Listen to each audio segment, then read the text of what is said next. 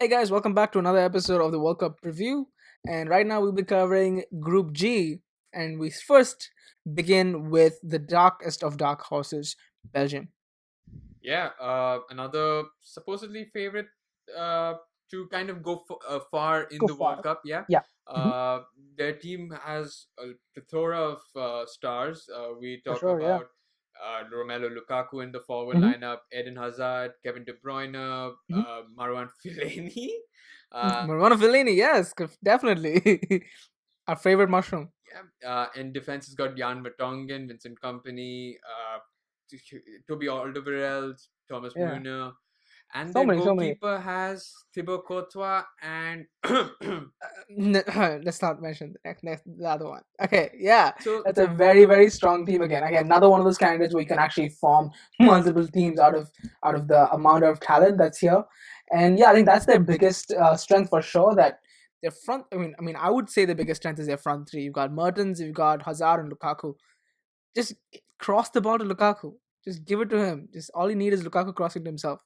And of course, you have Hazard on the left, and you have De Bruyne in the midfield, and it's just all of these players are people who can win a game by themselves. So you actually have such a great wealth of talent available for this team. Yeah. yeah, but coming to the weaknesses, you kind of look at uh, possibly their defense kind of is a little weak link. Not too much of a weak, relatively weaker Oh, than. I wouldn't say I would say relatively, yeah, but in comparison to the forward, the defense is pretty strong. And You've got you don't want Courtois getting an injury because you got Simon Mignolet as backup. please no, please no. Uh, Another possible weakness is Roberto Martinez. I'm not too sure his style of play is quite suited to Belgium. Also, the whole Mm, Raja Nangolan situation. You may think that Belgium don't need him. Belgium players may think that he they deserved got to be such there. a Right. I guess psychologically it might cause friction with their manager. But like on paper, Belgium is so strong. There's no space for their own talents. You have Tielemans and Dendonker who are such great players, but they're young, so even they don't might not have a chance to start. But then in this world, who would you say is their star player? It's got to be Eden Hazard. Not only can he hmm create, but he can score goals as well. Yeah. And I think if you let him on a free or let him loose and don't Mhm. mark him, he's gonna punish you. Similar Right, yeah. FA Cup. And I'd say honorable mention is got you gotta mention Kevin De Bruyne and the great Fellaini. I thought Get him in the I box. thought you were going Lukaku. Fellaini, just get him in the box. So then next we have Panama. Like I've been always saying, Panama is another one of those Central American, South American, Latino countries where you just cannot discount the passion of this team. Their biggest strength, I would say, is the determination and their will to fight. They will not go down without a fight. So this team is not something you can underestimate. Don't walk into this game thinking that you're just going to, it's just another team that we haven't heard of, people we don't know. We're just going to walk in and play normal football and walk out. No, that's not the case with this team. Like USA found out, they finished above them in the CONCACAF qualifying rounds. Uh, but I would say the strength is that they're one of their few people you could have said had star quality. Roman Torres actually has been injured and won't be able to make it to Russia, so they're missing one of their biggest play, player that they would rely on. So, well, that's something that we can say as relatively a weakness. Star player. Mm, do you have any idea? Anybody who would you say is the I remaining haven't squad of star really players? been following like the Panama team Yeah, too much, but I guess Gabriel. Louis. I think Louis Tejada. He's relatively another star player. He's one of their forwards. I think he can make, if they do make a difference, he can be one who does. And just like Panama, you have another team that usually flies under the radar. You have Tunisia. Great place to shoot Star Wars movies, but maybe not for World Cup football. Yeah. I don't know. Panama and Tunisia are complete unknowns.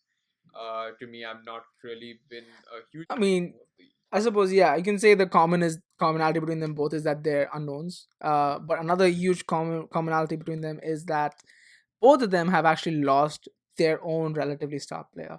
Just like how Panama had an injury crisis to their forward, Tunisia also had an injury to their most creative player, Yusuf Skani. Misakni.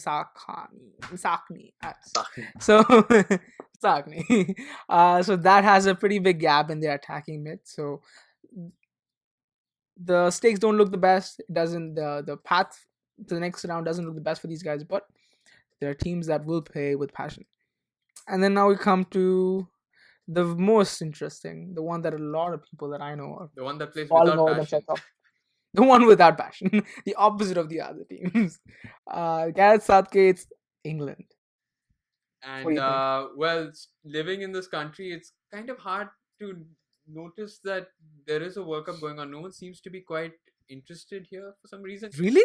Yeah, the hype isn't too great, and I think that's because they kind of know that their exit is going to come sooner rather. They're just waiting for the inevitable. But I don't stay in probably one of the most football-rich countries, so because football-rich places. Counties, huh? Uh, I might not be the best place, but let's talk about their strengths. And their strengths is the pressing Mhm. style that's been incorporated into the players or embedded into the players because of their club football level.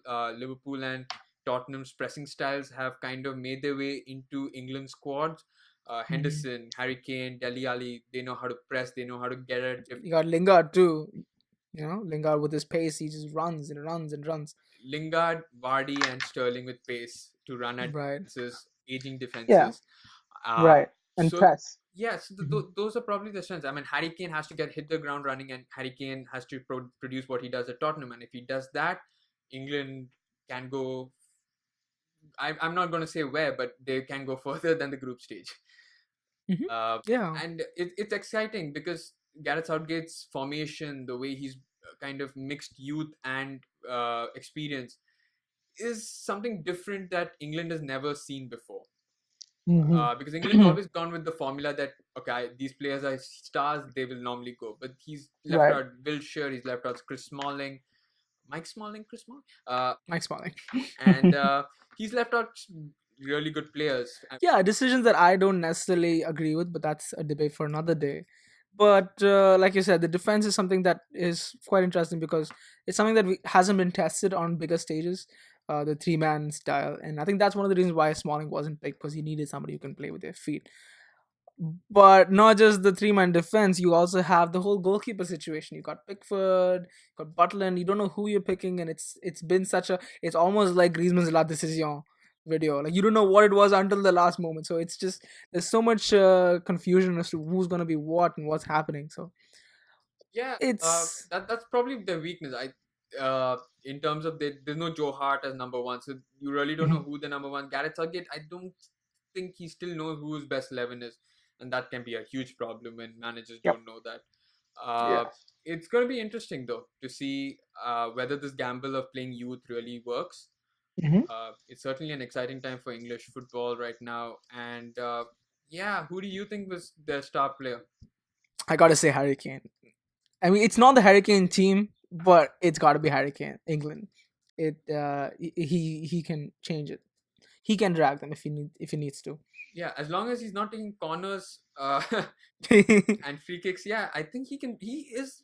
We have Rashford for that. Who's amazing at free kicks, I mean, right? now he's injured. We don't know, but slightly injured. Over in But Mexico. yeah, I mean, he is their biggest threat. You need to let him play in his normal position. Mhm. Another person I think could be a star player, Sterling. He had a good season with Man City. Uh, he could Okay. pop up if he does well. He scored 21 goals in the Premier League. If he does that Mhm. slightly, even to a lesser extent in the World Cup, he's still guaranteed to be a success. Sure. Yeah. Because Okay. Harry Kane, star So player. let's get into predicting the top four for the table. I would have to say Belgium is number one.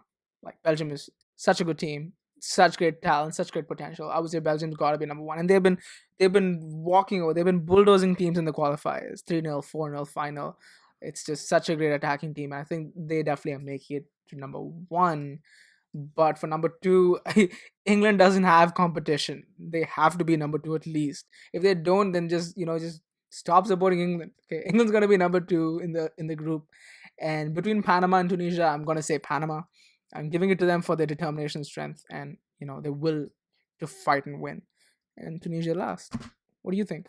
Yeah, I would have to agree with you that Belgium is first. I was wanting to say England, but I have a feeling the Belgium England match is going to end up in a draw, and it's going to come down to goal difference as to who comes first and second. And I think, like you said, Belgium have done well in the qualifiers, beating teams 4-5-0. I don't think England have it in them to kind of hit that Right, 5-0, 4-0 kind of definitely mark. So playing with the three at the back. Yeah. yeah, it's going to come down to goal difference, and I think Belgium will be number one, and England have to be number two.